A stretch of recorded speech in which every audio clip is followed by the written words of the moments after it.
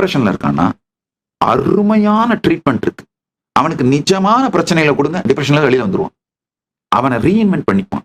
நிஜமான பிரச்சனைகள் இல்லாததுனால மனத்தால போலித்தனமா கற்பனையான பிரச்சனைகளை எல்லாம் உருவாக்கிக்கிட்டு அதை ஸ்ட்ராங்கா நம்பி, இதுல ஒரு கொடுமை என்னன்னா, டிப்ரெஷனை நார்மலைஸ் பண்றது மட்டும் இல்லாம இப்ப ஜென்சி அதை ஒரு சேக்ரடா மாத்துறாங்க.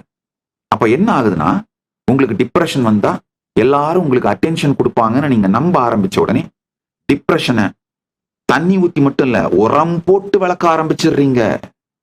நீங்க டிப்ரெஷன்ல இருந்து டிப்ரெஷனுக்கு மெடிசன் எடுத்துக்கிட்டு அப்படியே உங்க வாழ்க்கை கழிஞ்சா யாருக்கு வருமானமோ அவங்க டிப்ரெஷனை ஒரு சேக்ரடான ஒரு விஷயமா மாத்தி உங்களை மூளை செலவு பண்ணிட்டு இருக்காங்க.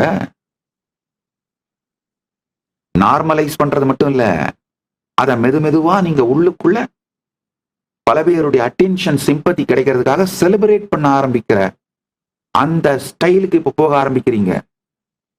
இந்த ஓல்டு ஈகோ சிஸ்டம் இதை எல்லாத்துலயும் உடைச்சிட்டு வெளியில வாங்க. அது எப்ப வர்ற அந்த தைரியம் வரும்னா, எப்ப வருவீங்கன்னா, இந்த பட்டாம்பூச்சி மாதிரி கூட்ட உடைச்சிட்டு வெளியில வந்து சிறகடிச்சு எப்ப பறக்க ஆரம்பிப்பீங்கன்னா, உங்களுக்கு உள்ளும் வெளியும் நிகழ்பவற்றை சாட்சியாக பாருங்கள், ஆழ்ந்து கேளுங்கள்.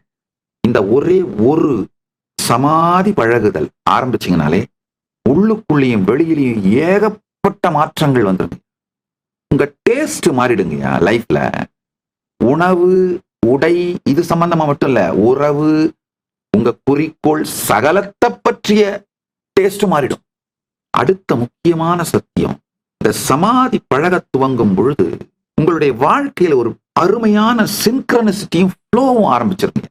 நீங்க யாரா மாறணுமோ, உங்க வெற்றி, நிஜமான நீங்களும் உங்களுடைய தினசரி வாழ்க்கையும் ஒரு இனிமையான சின்க்ரனிசிட்டிக்கு வந்துருங்க, ஃப்ளோக்கு வந்துடும்.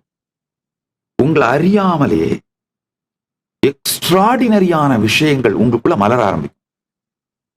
உங்களுக்குள்ள நடக்கிற அத்தனையும் சாட்சியா பார்த்து இந்த நித்திய நிகழ்வுல இருக்க ஆரம்பிச்சீங்கன்னா, நீங்கள் நினைத்து பார்க்காத, இதுவரைக்கும் கற்பனையே செய்து பார்க்காத சாத்தியங்கள் சத்தியமாவதும் நிஜம் ஆவதும், அதை நோக்கி செல்ல முடியுங்கிற தைரியம், ஸ்ரத்தை, தெளிவு, உயிர்மை உங்களுக்குள்ள மலர்றது நீங்களே பார்ப்பீங்க. ஒரு தந்தையாகின்ற சக்தியை ஆண்மைன்னு சொல்றோம், அது மாதிரி வெற்றியடையும் சக்தியை உயிர்மைன்னு சொல்றேன்.